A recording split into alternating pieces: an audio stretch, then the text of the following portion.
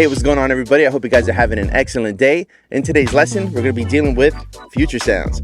Now, this book right here is probably one of my favorite books of all time. And what we're going to do is we're going to take one example from this book and we're going to come up with multiple variations. So if you're ready to get to work, grab your sticks, grab your drum set, grab your drum pad, whatever you have, and let's get to work.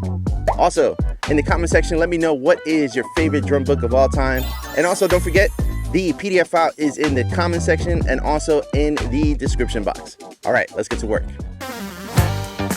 All right, so this is David Garibaldi's main groove that he uses in future sounds. For those that really want to know, this is your page 41, groove study number 2, example 3, in case you have the book. If you notice, this groove starts on the 4, so it'll go 1 EN, a 2 EN, a 3 EN, a 4 EN, Then after that, the right hand will stay on the hi-hat, the left hand's on the snare drum, and K means kick or bass drum. The one thing I definitely want you to be aware of are the accents that are on the hi-hat and all the non-accented notes. This is very important because it shows the shape of the groove, and not doing it correctly will actually change the shape of the groove. I'm going to demonstrate the groove at 85 BPM and also at 110 BPM. The rest of the grooves are going to be performed at 110 BPM. This will be our performance tempo. Let's hear how this sounds.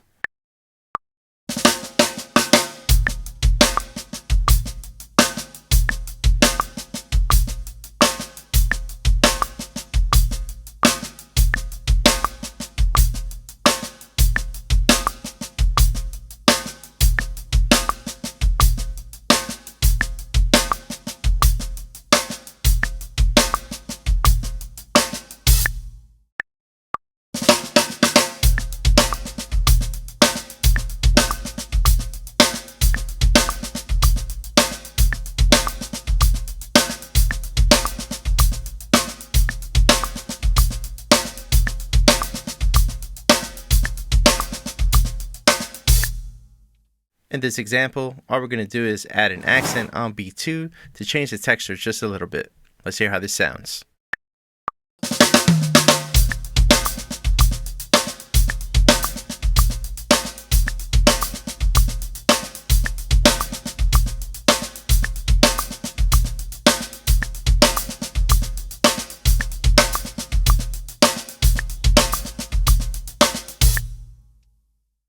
In this example, we're going to open the hi-hat on the of 3. Make sure the open hi-hat is not too short. Let's hear how this sounds.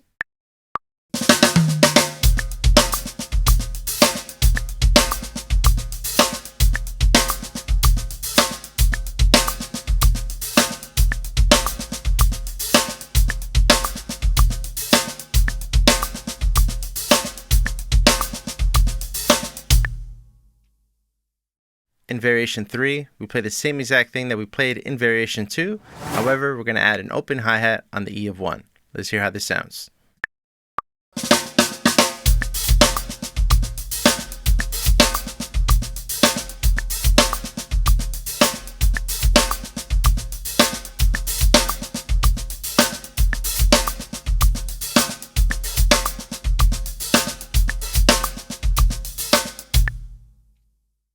In variation 4, all we're going to do is we're going to change the orchestration by a little bit. Let's focus on B3. So everything is going to stay the same except the left hand on the E of 3. The left hand will now be on the hi-hat, and we're going to sneak that left hand underneath the right hand. Here's a demo of that.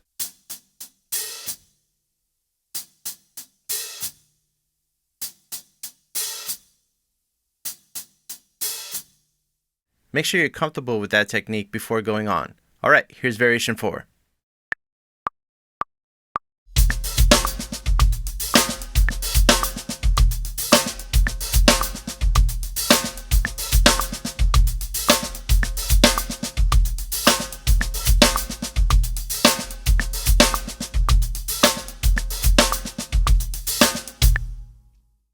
All right, let's have some fun here. So in variation 5, we're going to play the same exact thing that we played in variation 2.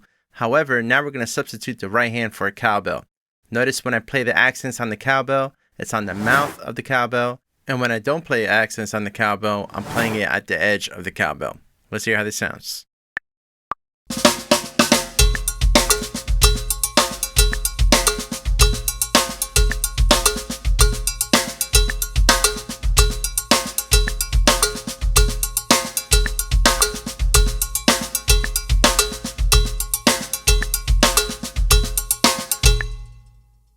In variation 6, all we're going to do is we're going to change the 2 right hands on the and the of 3, and we're going to play those on the floor tom. Let's hear how this sounds.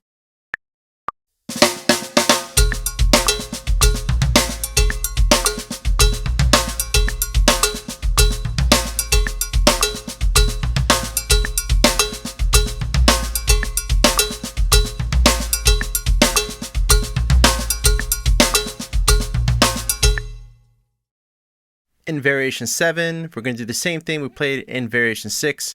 However, on the and the 4, we're going to move the right hand to the floor tom.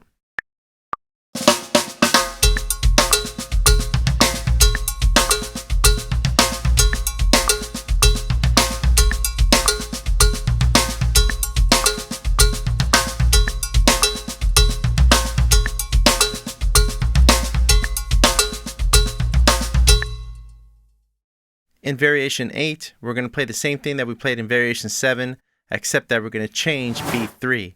B3 will be the fragment that we played in variation 4. Let's hear how this sounds.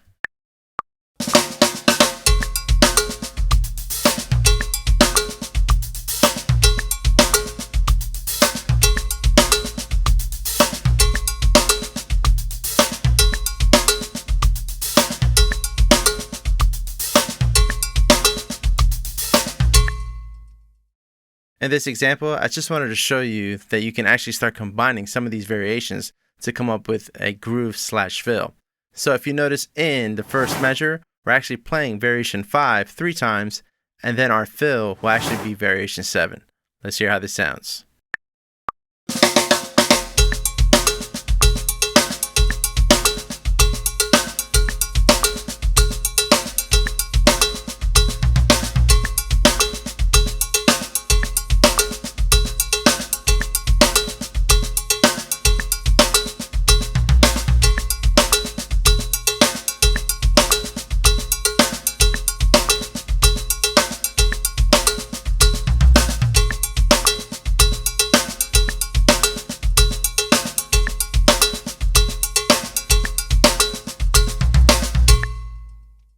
Alright, so now that you've learned all these grooves and fills, let's apply it to music.